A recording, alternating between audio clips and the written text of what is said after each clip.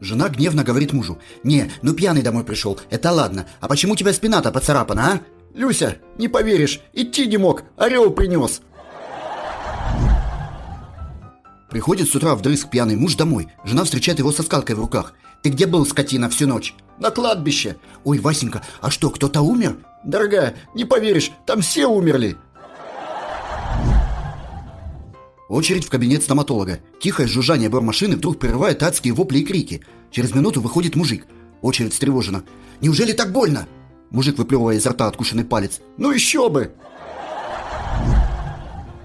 Парочка уединилась в парке на дальней скамейке. «Петя, сними очки, ты рвешь мне чулки!» Через несколько минут. «Петя, прошу, надень очки обратно, а то ты уже на скамейку переключился». В мужской компании все пьют, веселятся. Один мужик сидит такой грустный-грустный. Его спрашивают: «Ты чего такой грустный?» «Да у жены спит нашли». «Да я пошутил, мужики, чего вы все так побледнели?» Вовочка пришел из школы и застал свою мать на животе у соседа дяди Коли. Сосед спокойно встает с кровати, надевает трусы и, как ни в чем не бывало, идет в ванную. Вовочка смотрит на это дело и говорит: «Ничего себе, дядя Коля, и кто ты после этого?» Дядя Коля из ванной: «Можешь называть меня папой».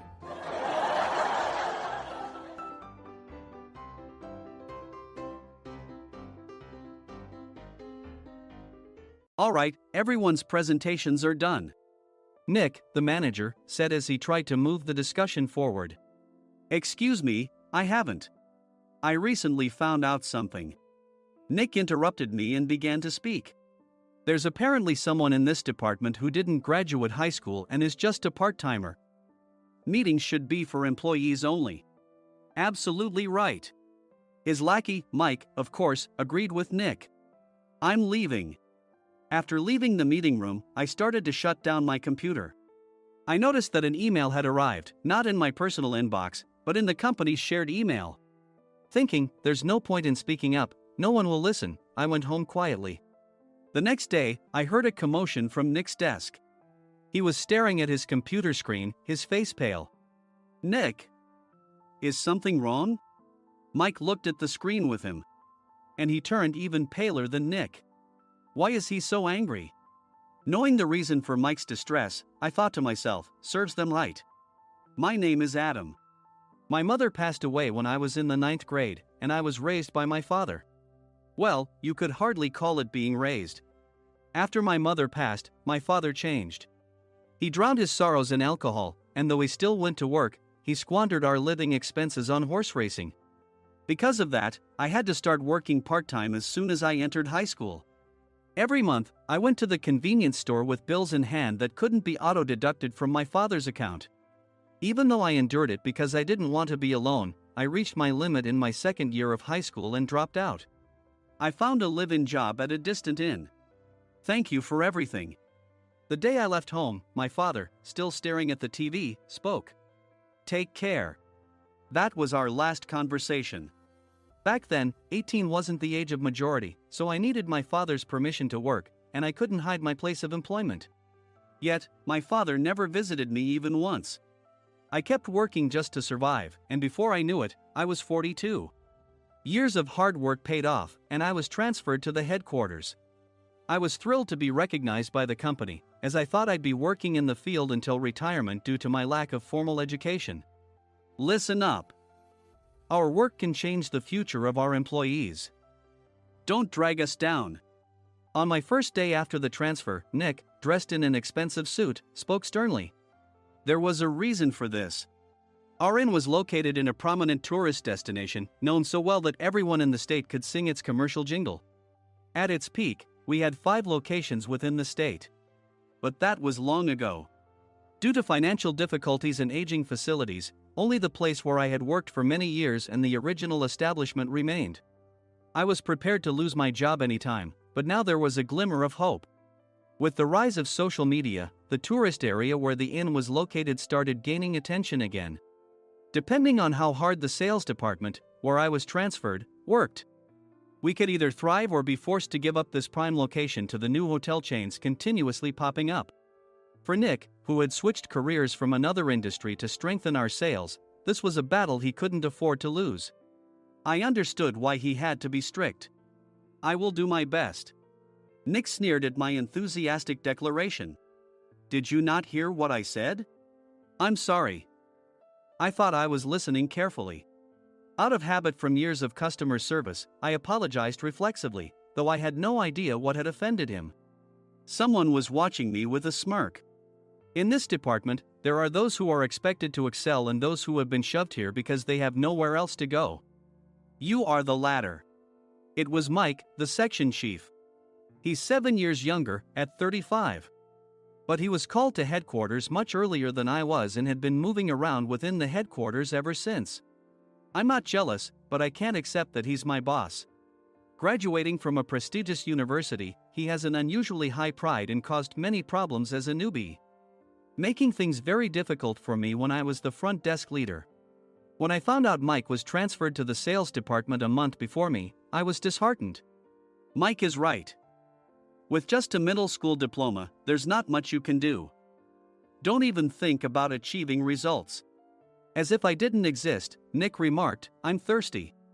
Mike eagerly ran to the coffee maker. It seems Mike is Nick's lackey. I regretted being happy about my transfer to headquarters, wishing I had stayed on site forever. Send a direct mail to every company on this list by the end of the day. Nick only assigned me tasks that even a new graduate could handle. What? There are over 1,000 companies. You want me to send to all of them by today? Yes, if you and your fellow misfits split the work, even those with nowhere else to go should finish by today. I glanced at the employees typing away expressionlessly. They were worn out from customer service, only thinking about leaving on time, or were women reassigned after having children, with zero motivation for work. Even Sam, a new graduate from the same university as Mike, who was supposed to be among the expected achievers, had no enthusiasm for the job, having joined the company wanting to do customer service. I don't care what they say, I plan to quit anytime, he said. Only Nick and Mike were highly motivated, making all the decisions between the two of them. I originally only wanted to work at the inn to survive and had no particular attachment to this job. I swallowed my words, thinking I had no right to reprimand them. About a month after the transfer, Nick told us with a frustrated look. To commemorate the 50th anniversary, we've decided to create a plan exclusive for one group per day. Originally, Mike and I were supposed to come up with it, but our president, Mr. Thompson, insists on hearing everyone's opinions. So, you all get a chance. As Nick explained, Mike began handing out prints. Make sure not to embarrass Nick. If your ideas are half-baked, you'll have to redo them. It seemed that they had printed his handwritten notes by Mr. Thompson, which included several questions and a section for free responses. It made sense why Nick had to seek our input, given that all responses had to be submitted to Mr. Thompson. We were given a week to think about it, and a meeting was scheduled to compile our ideas. My plan is to let guests enjoy both the old and modern America. Nick began the presentations. Guests would watch a master confectioner at a nearby traditional sweet shop make sweets in front of them. The welcome drink would be premium tea in a bottle. Nick's plan was certainly attractive. After his presentation, Nick called on us to present in the order we were seated. Just as I stood up for my turn. All right, everyone's presentations are done. Excuse me, I haven't. I recently found out something. Nick interrupted me. There's someone in this department who didn't graduate high school and is just a part-timer. He was likely talking about me. I joined the company as a part-timer and was made a full-time employee when I turned 20. That was 20 years ago, so Nick and Mike probably had no chance to know until recently. Meetings should be for employees only. Absolutely right. After that, Nick kept creating opportunities to solicit everyone's opinions, purposefully excluding me from speaking. The meeting unexpectedly heated up and went past the scheduled end time. A few people asked to leave, and the discussion continued with the remaining few. Still here? Normally, you'd leave in that situation. Though I had no attachment to the job initially, hearing kind words from customers made me want to make them happier. For someone like me, with nowhere to go, the inn was my home and customer service was my life. I felt pathetic about my current self. I'm leaving. I left the conference room and started shutting down my computer. I noticed an email had arrived, not in my personal inbox, but in the company's shared email. Thinking no one would listen to what I had to say anyway, I quietly went home. The next day, while preparing the DM as instructed, I heard a commotion from Nick's desk. In his haste to stand up, he hit his knee on the desk. He stared at his computer screen, his face pale. "Nick? What's wrong?" Mike, thinking he should be the first to rush over, approached Nick while still wearing his coat. He peered at the screen with Nick. And he turned even paler than Nick. Why is he so angry? Who is responsible for this company? Nick, more irritated than ever, asked, and Mike answered without checking. Probably Sam. Sam wasn't there because he was attending a morning training session for new hires. Nick gave up on getting angry and returned his gaze to the screen. They were looking at an email that arrived right after the end of the working day yesterday. Apparently, no one, including me, had checked it before leaving.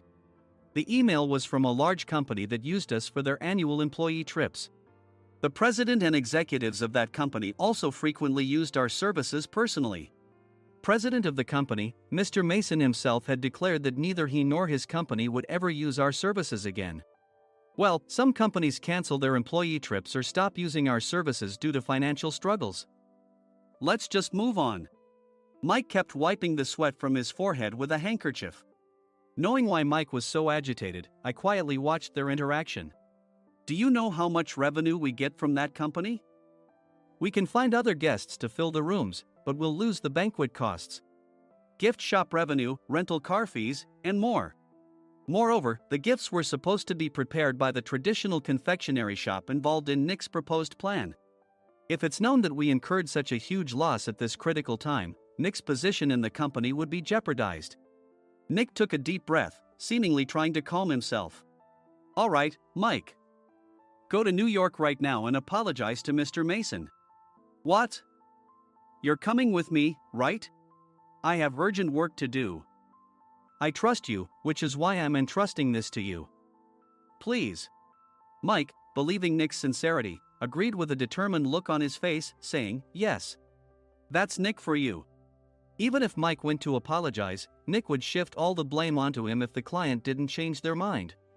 Well, it was Mike's fault to begin with, so it served him right. About 3 hours later, Sam answered a call from somewhere and repeatedly apologized, saying, I'm very sorry. Everyone watched to see what was happening. After ending the call, he informed Nick with a weary tone. When Mike arrived at the client's company, he only made things worse, further infuriating Mr. Mason. He was demanding, get his boss here immediately. It was no wonder Sam was exhausted, dealing with such a call right after returning from training. What is that idiot doing? All right, Adam, you're coming with me. If sacrificing Mike didn't work, then I must be next. Normally, I'd want to refuse at all costs, but I saw an opportunity in this situation. If I can be of assistance, I'd be happy to join you. I immediately followed Nick, and we flew to New York. When we introduced ourselves at the reception, it became clear how serious the situation was, as the receptionist personally escorted us to the president's office. Angry voices leaked through the door, making both Nick and me uneasy. Excuse me. I'm Nick, the supervisor. I understand my subordinate has caused you trouble, and I deeply apologize. Nick, with his experience in the corporate world, knew enough to offer an apology before excuses. However, his customer service skills left much to be desired. I sighed as I saw Mike trembling like a small dog in the corner of the room. What kind of training are you giving your subordinates? Mr. Mason glared at Nick with a red face. The intensity of his gaze made even Nick take a step back. Regrettably, I joined this company only 2 years ago and was unaware of Mike's issues. I should have identified his shortcomings sooner. Indeed. I should have realized sooner. No sensible person would come to apologize and then give a lengthy presentation on the drawbacks of not using their in. Nick froze, his mouth slightly open. Suspecting the worst, I picked up the documents that had fallen to the floor. It seemed Mike hastily prepared these documents on the plane, listing the disadvantages. Disadvantage 1, if you change the venue for the company trip, employees might suspect it's for cost-cutting reasons, leading to a negative impression. Reading it aloud half-jokingly, Nick snatched the papers from my hand and checked the contents with a furious expression. Among the stack of documents was a receipt from a nearby convenience store's copy machine. I felt a pang of dread, hoping he hadn't shown the receipt as well. What do you think he said when I asked what kind of nerve he had to do this? I'm very sorry. Faced with the dire situation, Nick must have thought there was nothing left to do but apologize. In a voice smaller than I'd ever heard from him, he uttered words of apology. He said, "I'm a Harvard graduate. I don't believe I said anything wrong." Mike! What have you done? Forgetting his plan to pin the blame on Mike, Nick yelled loudly, even in front of Mr. Mason. "I didn't do anything wrong." "You're still saying that? Look at him." Mike pointed at me with a shaking hand. "I was assigned to headquarters in my 20s and now I'm a section chief. This guy only made it to headquarters at 42. Everything I've done proves I was right. So why are we losing the contract?" Having said his piece, Mike collapsed to the floor. "Of course. You were sent there because you had nowhere else to go." Mike never expected to hear such words from someone he looked down upon. He lunged at me, and Nick hurriedly stepped in to stop him. "Mr. Thompson told me Mike is a quick thinker, and to take good care of him." There's no way he was pushed aside. "Don't make things worse here. He didn't say quick thinker, he said only quick-witted, didn't he?" I don't remember that part. I recalled the many troubles Mike caused when he was a newbie. When Mike was on the front line, his pride was so high that he never apologized to customers. Customer service, especially in our job, doesn't work alone. It brings both good and bad situations. If the front staff or housekeepers made mistakes, or the cleaning company didn't properly clean a room, one had to apologize to the customers regardless of personal fault. Mike, in such situations, would never apologize, insisting he wasn't at fault. This often angered customers, and as the front desk leader, I frequently had to apologize on his behalf. He caused complaints and disrupted operations, which is why he was quickly moved to headquarters. In departments where he didn't interact directly with customers, his quick thinking was beneficial and things went well. But it seemed his flaws were starting to show. Corporate reservations are supposed to be entered into the system by the sales representative. But a quick check yesterday revealed that more than 10 items were missing from the client's reservation. The handover document clearly stated what needed to be prepared. Why didn't you enter it into the system? Why do we have to give them special treatment? Filling rooms near the banquet hall, setting up all the food in advance. Specifying the brand of wine, they're too demanding. No wonder he always angered customers, I thought, feeling a headache coming on. Grouping them in rooms near the banquet hall is for our benefit too. It makes it easier for the staff to set up beds and serve breakfast since everyone's schedule is synchronized. As for the other requests, Mr. Mason suggested them to lighten our load. I didn't know that. Nick finally seemed to realize that Mike was the one who had angered the client. What did you say to them? I just told them we wouldn't give them special treatment anymore. We shouldn't waste effort on things that don't bring in money. I was utterly exasperated at his lack of understanding of customer service. Of course, we shouldn't comply with unreasonable demands. But carrying over successful practices from past stays makes customers feel remembered and enhances their experience. Good memories encourage repeat visits. That's part of our job. I looked down at Mike, who was sitting on the floor. In our job, nothing is a waste.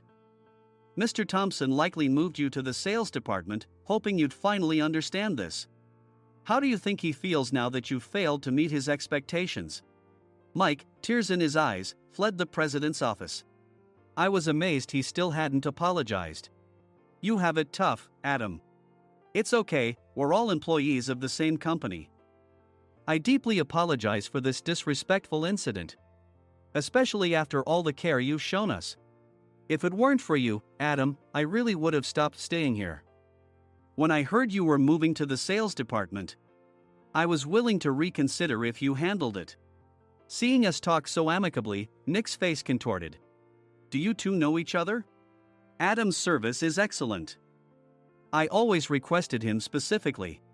Normally, we don't accept specific staff requests, but we made an exception for Mr. Mason, adjusting my shifts accordingly. He had personally stayed at our hotel just before my transfer, and during casual conversation, I mentioned, "I'm moving to the sales department soon." If I hadn't told him then, things could have been much worse. Please continue to take care of us. I look forward to it. On the return flight, Nick awkwardly offered me a can of beer. It's still working hours. Of course, I had no intention of forgiving him for a single beer. Nick might try to pin everything on Mike and avoid any consequences. While pondering this, a startling fact came to light. "Nick, the tea bottles for the plan have arrived." I handed Nick a bottle labeled with our inn's name. "They look good." "What are you talking about?" "These are plastic bottles. I had assumed we would use the trendy, high-end bottling tea. But what arrived were ordinary plastic bottles of tea with customized labels. The only unique aspect was the label, which had the inn's name, making it look customized. Upon further investigation, I discovered that a substantial amount of money was set to be paid to the tea company. It was priced like bottling tea. Does this plastic bottle really cost $100 each? The tea inside is specially blended for us. The extra cost is for that. Wouldn't it be better to use another tea company? Or is there a specific reason we must use this one?" As Nick continued to make excuses, I showed him a printed email. I informed the tea company's president, Mr. Mitchell, that we discovered irregular payments and he confessed. He said you two were high school classmates and planned to split the extra money. That idiot. Why did he confess? That's not important. You should worry about yourself. This could turn into a police matter. Opening the bottle cap, I suggested. How about calming down with this tea? It supposedly has a relaxing effect. Nick drank the tea frantically. In the following days, decisions were made about their fates.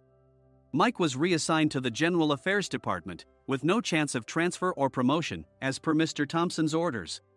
As for Nick, since the payment to the tea company hadn't yet been made, he narrowly avoided legal trouble. Instead, he was encouraged to leave the company, and to avoid further complications, Nick submitted his resignation. Rumor has it that connections between HR departments have made it difficult for him to find new employment.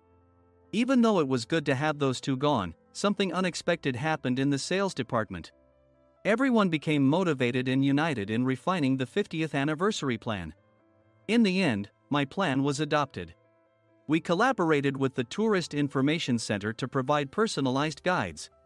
The plan, tailored to the number of guests, was truly special for the 50th anniversary. "Hey, is Adam's family coming to stay?" I immediately booked that special plan for my family. Sam noticed it on the reservation list and quickly picked up on it. "Yes, I'm inviting my father." "That's great. I might invite my parents too." I lacked the courage to face my father just as Adam. But here, with the confidence Mr. Mason praised, I felt ready. The 50th anniversary plan was a perfect opportunity to reconnect with my father. I hoped to bring back the days when we could laugh together as we once did.